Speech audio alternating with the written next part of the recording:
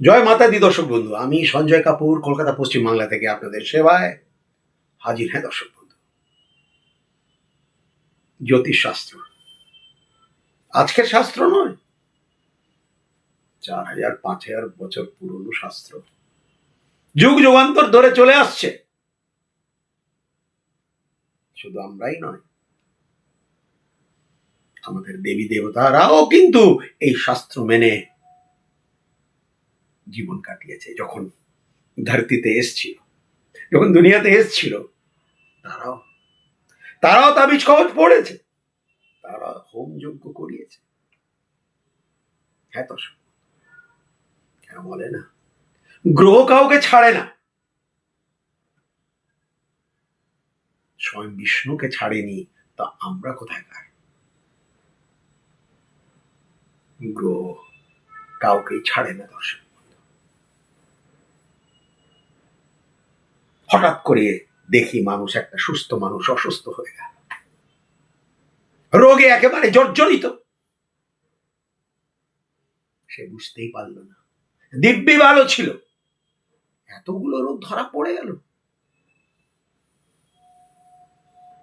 কিভাবে গ্রহের প্রভাব, কুপ্রভাব তার উপরে পড়ল। অর্থনৈতিক দিক দিয়ে সে সচ্ছল ছিল, হঠাৎ করে লোকসান, লোকসানের পর লোকসান, টাকা চোট, আয় বন্ধ, ঋণে জর্জরিত। ছিল না, কিন্তু হয়ে গেছে। গ্রহের শিকার তাকে হতে হয়েছে দর্শক। সে কি মানতে পেরেছে? সে কি মেনেছে? সে যদি মেনে দিয়ে থাকে, তাহলে নিশ্চয়ই সে একটা প্রকৃত জ্যোতিষের কাছে যাবে, নিশ্চয়ই যাবে যে ভাই গন্ডগোলটা কোথায়, এরকম হলো কেন হঠাৎ করে।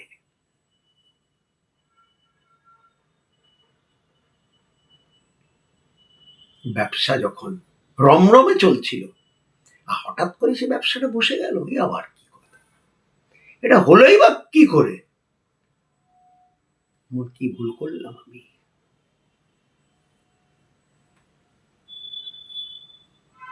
আমার ব্যবসা বসে গেল। আমার ব্যবসা কিন্তু আগের মতো নেই।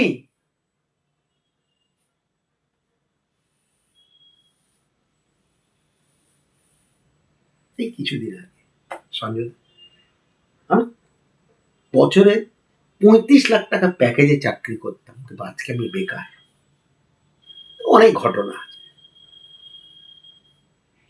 যে মানুষ তিন বছর আগে পর্যন্ত সেই জাতীয় টাকা রোজগার করছিল একটা চাকরি করে, সে আজকে বেকার হয়ে গেছে। সে তারপর কোনো বন্ধুর সঙ্গে কোনো ব্যবসা করলো, তাতেও সে লস হয়ে গেল তার।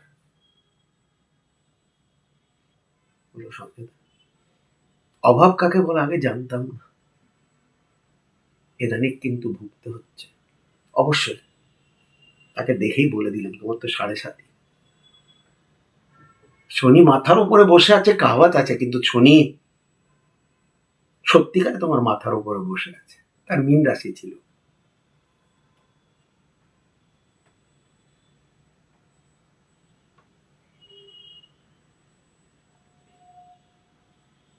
প্রেম ভালোবাসা হতেই পারে, প্যার অপরাধ নেই, অন্যায় নয়। অবশ্যই চোখ খুলে, অন্ধ নয়, অন্ধ হয়ে নয়, পাড়া প্রতিবেশী আত্মীয় স্বজন সবাই জানতো যে হ্যাঁ, এই দুজনের মধ্যে একটা রিলেশন আছে, ভালোবাসা আছে, স্বাভাবিক। দুদিন পর বিয়ে, কিন্তু হঠাৎ করে সম্পর্ক ছিন্ন ভিন্ন, তছনছ। মুখ দেখা দেখি বন্ধ, ফোনের মধ্যে ব্ল্যাক লিস্ট হয়ে গেল নম্বরটা। কি বলবেন? সে একই মানুষ, সে একই ভাষা, সে একই ধরনের সমস্ত কিছু, হঠাৎ করে কি হয়ে গেল? কেন দুজনের মধ্যে একজন কাউকে সহ্য করতে পারছে না? কেন সে বেরিয়ে আসতে চাইছে সে সম্পর্ক থেকে? সেই সুসম্পর্ক, সেই সুমধুর সম্পর্ক যেটা নাকি ছিল তাদের কোনো এক কালে, বেশি দিন নয়, হয়তো কিছুদিন আগে, কিছু সপ্তাহ আগে, কিছু মাস আগে।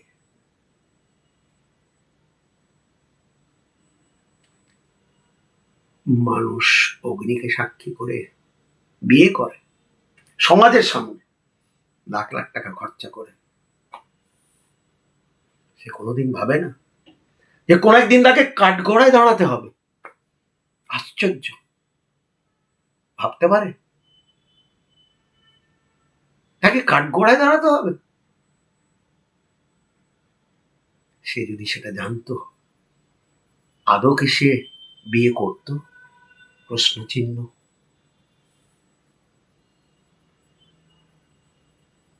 ছেলে মেয়ে লেখাপড়া খুব ভালো ছিল কোন এককালে, স্ট্যান্ড করতো সঞ্জয়।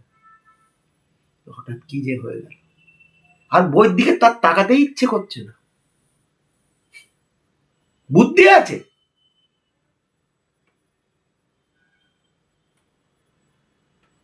কিন্তু কোথায় গেল সেই মনোযোগ, কোথায় গেল সেই কনসেন্ট্রেশন, কোথায় গেল সে বইয়ের প্রতি, লেখাপড়ার দিকে ভালোবাসা? গ্রহের শিকার তো সে, গ্রহের শিকার আমাদের সবাইকে হতে হয়, কিন্তু তার জন্য জ্যোতিষ ভাই বা বোনের কাছে যাওয়া, তার জন্য বিচার করানো, তার জন্য প্রতিকার করানো।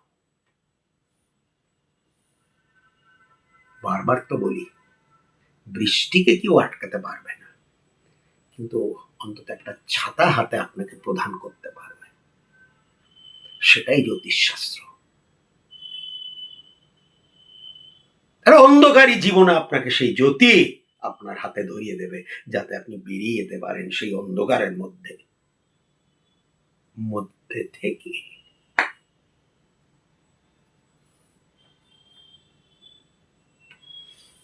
গ্রহের শিকার কাকে পড়তে হয়নি বলুন? আপনি কাকে চেনেন? আপনি সেই পরিস্থিতি থেকে, সেই গম্ভীর পরিস্থিতি থেকে যাতে বেরিয়ে আসতে পারেন, উভরে আসতে পারেন, এবং শেষ পর্যন্ত বেরিয়ে এসে আবার নতুন করে সুষ্ঠুভাবে মাথা উঁচু করে সম্মানে নিঃশ্বাস নিয়ে বাঁচতে পারেন, সেটাই জ্যোতিষশাস্ত্রের প্রতিকার। হ্যাঁ দর্শক, ভালো থাকবেন।